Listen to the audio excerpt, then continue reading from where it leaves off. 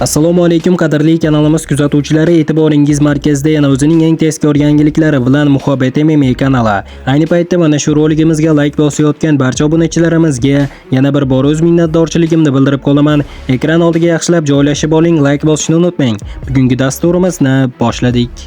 Hamkorimiz Mosbet kompaniyasi barcha sport o'yinlari uchun eng yuqori kayflarni tayyorlab qo'ydi. Shunday ekan, futboldagi bilimlaringiz orqali har kuni mo'maygina pul ishlab olishingiz mumkin. Buning uchun hoziroq omad manzili orqali ro'yxatdan o'ting hamda omadingizni biz bilan sinab ko'ring. 3 million so'm bonus pul olish uchun kerakli so'z kommentariyada qoldirildi. Bizning vaqt bilan 29-iyun kuni tong saharda Amerika Qo'shma Shtatlarining Nevada shtati Las Vegas shahridagi UFC'ning navbatdagi raqamlangan turniri bo'lib o'tadi. UFC 317 turniri ishtirokchilarida jang oldidan ilk face-to-face marosimini o'tkazib olishdi. Oqshomning asosiy jangi yengil vaznda Islam Maxachevdan vakant qolgan UFC chempionlik kamari uchun o'tkaziladi. Unda ushbu kamarning sobiq sohibi braziliyalik Charles Oliveira asli kelib chiqishi gruziyalik hozirda Ispaniya sharafini himoya qilayotgan Ilya Topurya'ga qarshi oktagonga chiqadi.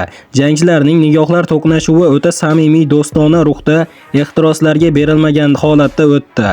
Hozirda mag'lubiyat nimaligini bilmay kelayotgan Topurya hisobida 16 ta g'alaba bor. Oliveira esa 35 ta g'alaba va 10 ta mag'lubiyat qayd etgan. Ma'lumot uchun aytib o'taman do'stlar, o'tgan yilning oktyabr oyida o'tgan UFC 308 turnirida Ilya Topurya yarim yengil vazn toifasida chempionlik kamarini ilk bor muvaffaqiyatli himoya qilgandi. O'shanda amerikalik Max Hollowayni 3-raundda nokautga uchratgan edi. Charles Oliveira esa UFC 309 turniri doirasida amerikalik Michael Chandlerni ochkolar hisobiga ko'ra mag'lubiyatga uchratgandi.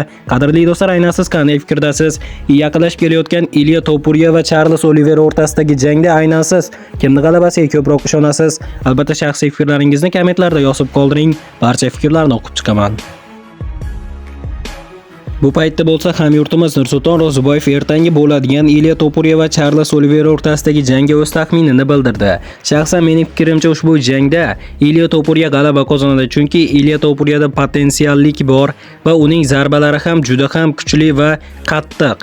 Alex Volkanovskiga qarshi uning jangini ko'rgandim. Menimcha katta ehtimol Charles Oliveirani nokautga uchratadi deb fikr bildirgan hamyurtimiz Nursulton Ro'ziboyev. Qadrli do'stlar, aynan siz qanday fikrdasiz? Hamyurtimiz Nursulton Ro'ziboyevning gaplariga qo'shilasizmi? Ya'ni Ilya Topuria Charles Oliveirani mag'lubiyatga uchratadimi nokaut bilan? Albatta shaxsiy fikrlaringizni kommentlarda yozib qoldiring. Barcha fikrlarni o'qib chiqaman. Qadrli do'stlar, hozirgi dasturimiz xuddi mana shu yerda o'z yakuniga yetdi. Videoni oxirigacha ko'rganlarning barchasiga kattakon rahmat. Video yoqqan bo'lsa like bosishni unutmang. Keyingi dasturlarimizda ko'rishguncha xayr o'zingizni ehtiyot qiling. Muhabbet MMA kanalimizdan uzoqlashmang. Tez orada ko'rishguncha do'stlar.